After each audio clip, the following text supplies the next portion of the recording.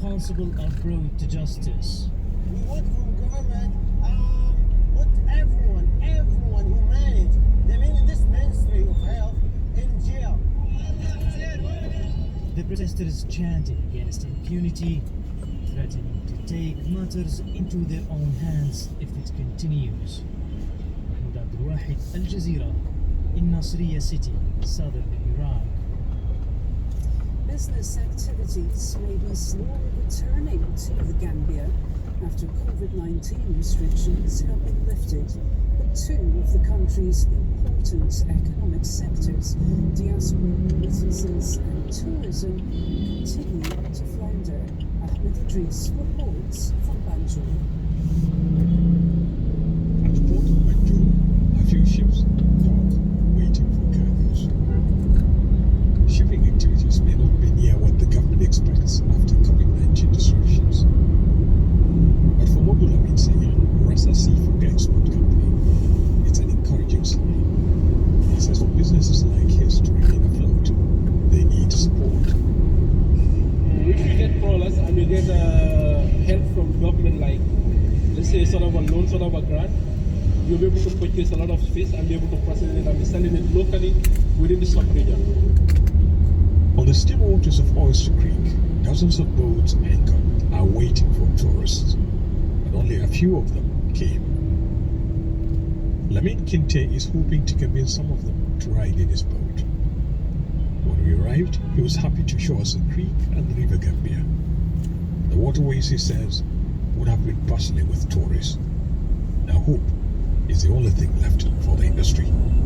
We have thousands of employees who are right now late and then at home. So basically most of the places are also closed due to maybe rent issues and other financial issues. So completely it is completely a difficult situation at the moment. Gambia lost $40 million in tourism revenue in 2020. For a small economy, that's devastating. The Senegambia Kota is one of the best places to assess the health of the Gambian economy. On a normal day, this area, in the heart of the country's tourism industry, would be filled with tourists and those who cater for them. Now, that number has significantly reduced. Business leaders here say economic activities may be resuming slowly, but recovery is still far off. It has not ended, but there is some progress. And recently, I'm pleased to say the Chamber hosted its Street Fair Gambia International after 2 years. He says 1 out of 3 businesses here in the Gambia may not survive the pandemic, and 1 out of 6 businesses that do survive are expected to face long-term cash flow problems. That could mean more job losses or outright closures for some. While some businesses in Europe and Asia are beginning to recover from COVID-19 disruptions, remittances from Gambians living abroad, accounting for over 20% of the GDP, is not expected to return to pre-COVID-19 levels. That means more uncertainties for families and the economy of the Gambia. Ahmed Idris, Al Jazeera, Banjul. Cuba's government is lifting import duties on foods, medicines and other products as it faces protests against an economic crisis. Reid Lindsay is an independent journalist based in Cuba. He sent us this update. The Prime Minister made some, what could be interpreted as a concession by saying that the taxes would be lifted on all import of all medicine, food, and hygiene products that were brought in by, typically brought in by Cuban Americans as they fly to Cuba. Previously, they were only allowed to bring in a certain number of these products. Now they will be able to bring as much as they want without any taxes. This is in part a response to what occurred because of the protests were sparked amidst a major social media viral, which the Cuban government critiqued for not allowing humanitarian supplies for getting, although that's denied. In addition, the president spoke, and he struck a more conciliatory tone. He did say that the protests were instigated by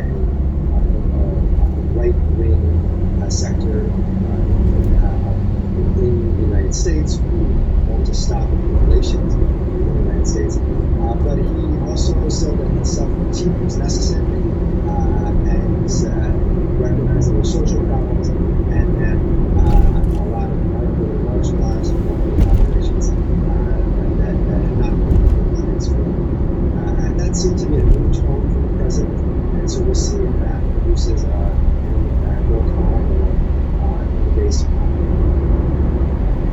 Last year, civilians on both sides of the disputed Nagorno-Karabakh region were caught up in the worst fighting in more than 25 years. And despite a ceasefire between Armenia and Azerbaijan, there are still concerns about another casualty of war, cultural heritage sites. Rasul Serdar reports from Azerbaijan. Nagorno-Karabakh may be small in size, but the disputed region is rich in cultural and religious heritage. These 100-year-old monuments, however, have seen better days. Hundreds of monuments and historical sites in this region have been damaged, vandalized or destroyed during the 30 years of war. Thousands of graveyards, the historical educational institutions, museums, they're now unrecognizable.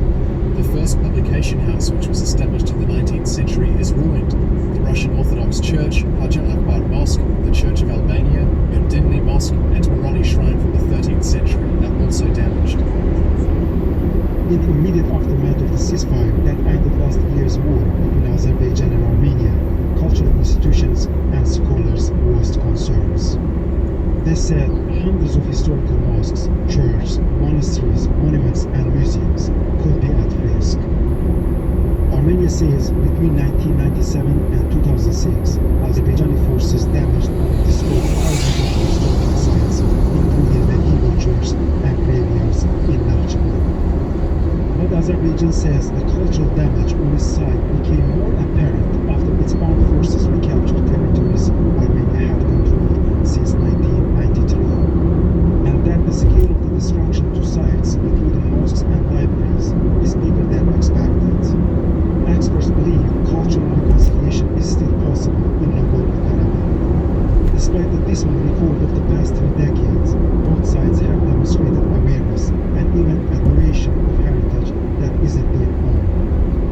The war does not kill only soldiers and civilians, but also historical heritage. There's no insurance for this heritage. Both Muslim and Christian heritage of this region have been vandalized. We have to be meticulously careful not to further harm the historical cultural sites. Mutual respect is what we need. I believe both sides have learned a lesson that this destructive war should not be a never-ending circle which destroys our common history. Buried within these buildings are centuries of shared tradition, culture and history of a people who today call themselves by 2 different names. Although the guns are mostly silent, Azerbaijan and Armenia are still a long way from peace, and many people here hope that the historical treasures of Nagorno-Karabakh don't also become casualties of war, let alone cause for another. Rasul Serdar, Khojavend, Azerbaijan. Still ahead on Al Jazeera, 2 sisters lead the way on the LPGA tour. Peter will show you how they did it in sport.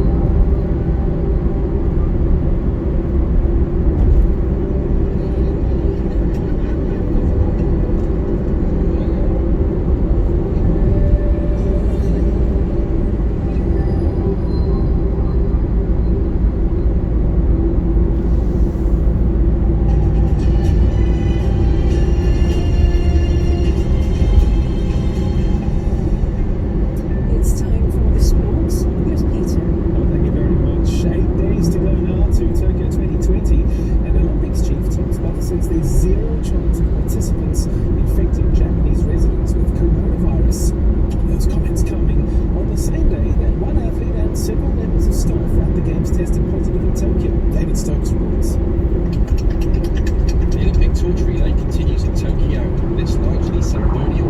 The torch bearers only allowed to walk with the flame for a few metres. The state of emergency in the host city has seen the relay taken away from public roads with no spectators. Restrictions are also impacting local business close to the venues. This fencing club across from the main stadium has been told to leave its premises until mid-September because it's being used by Tokyo 2020. Bad news for a small business already struggling with the impact of the pandemic. With the sports industry already lacking energy, to now be told that the practice area is an additional blow. From a business perspective, it's going to be a big negative in all honesty. 8 days to go until the games, and coronavirus continues to cause disruption. On Thursday, the first athlete to test positive under the organisers' watch was confirmed in Tokyo, along with a member of Games personnel and 4 Tokyo 2020 contractors. 8 women rugby players from Kenya are also isolating after a positive case on their flight, and US basketball star Bradley Beal could miss the games. He's isolating at their camp in the States, with his teammates set to play out on Monday. The American women's football team is already in Japan, getting ready for an Olympics like no other, with no fans at all in the stadium. It'll be really different, but we have to be able to imitate like fans around us and kind of like that sort of energy. We have to feed off each other because we're not going to get that from any outside like audience or anything like that. No fans, and the medal ceremonies will look different too. Athletes who win gold, silver and bronze will have to collect and present themselves with the medals to reduce the risk of spreading the virus. Despite all the complications, countries continue to send their teams to compete, including China, who have assembled their biggest ever delegation for an Olympics. All 431 of their athletes were unveiled as a special ceremony in Beijing, with the games set to begin a week on Friday. David Stokes, Al Jazeera. The NBA Finals are locked at 2-2 after the Milwaukee Bucks took Game 4 against the Phoenix Suns on Wednesday. Bucks forward Chris Middleton was the star performer on the night for the home team. He scored 40 points in this Milwaukee victory, including 10 straight at one stage. Giannis Antetokounmpo helped secure the win with a big block near the end. Final score 109-103. Game 5 is on Saturday. Police have searched the hotel and bus of cycling team Bahrain Victorious on the Tour de France amid suspicions of doping. Plainclothes officers are reported to have carried out the raid after Wednesday's 17th stage until 2 in the morning. Bahrain Victorious has won 2 stages on this year's tour so far. They say they are cooperating and are committed to the highest level of professionalism. People in the UK found guilty of targeting footballers with online abuse could face banning orders which prevent them from attending matches. 3 of England's black players, Bukayo Saka, Marcus Rashford and Jadon Sancho, were subjected to abuse after missing penalties in the shootout defeat against Italy in Sunday's European Championship final. Online abuse isn't just an issue for elite male players, with many female footballers also being targeted. We've been talking to Jane Purden, head of the UK organisation Women in Football. What happened after the European Championships final was unacceptable. It was unacceptable, and it was a stain on this country. And of course we're facing another major sporting event that if anybody, for whatever reason, some fans somewhere takes issue with, for whatever reason they didn't reach their medal target, they had a bad game or whatever, they're going to get it too. And nobody should have to face going into playing the sport they love, doing that. And equally, we know women who have taken their accounts private or have even come off social media altogether, and this is one of the things that really frightens me, that we're effectively being silenced. We've fought so hard for so many decades to make sure that women's voices are heard, but on social media many feel my voice can't be heard because I just get bullied, abused, harassed, etc. As for people who do it being